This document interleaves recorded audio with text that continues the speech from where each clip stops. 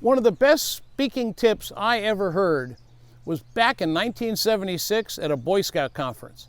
And there they brought in a professional that does speaking all the time. And one of the things he said to do was never, ever pre-qualify to the negative. Well, what the heck does he mean by that?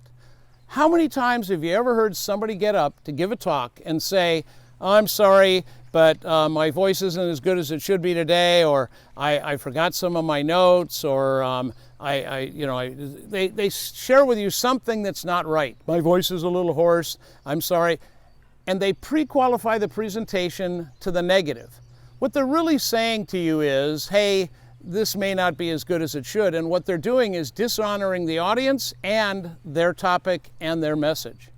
Never pre-qualify to the negative. I don't care what's gone wrong, you don't tell the audience ahead of time. If at the end you want to say, hey, my dog died yesterday and I was really down, that's fine. I was at a national meeting of professional speakers in Hawaii. And when I was there, one of the speakers that I went to see got up and said, hey, I'm really sorry, but I've had the flu and I've got this cough and my voice is really hoarse. I'm not going to be able to cover all the material I wanted to. I looked to the door. I wanted to get out because I wanted to go hear somebody that could give me 100% of what they were going to do that day. I'm glad he said that because it reminded me of the lesson, never pre-qualify to the negative.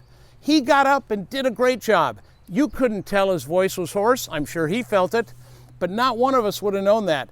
And he covered material that really made a difference in my career. If I'd have walked out, I'd have missed out on it. But the problem is he started by giving me what? An excuse and pre-qualifying to the negative. Go out there, do the best job you can, and trust me, the audience is on your side. The audience wants you to succeed because they understand the discomfort being in front of a group. And also make sure you've overcome that fear. If you have a discomfort or fear of speaking in public, just go to nomorestagefright.com. There's a technique there that in 90 minutes or less you can overcome any fear of speaking you have. That's nomorestagefright.com.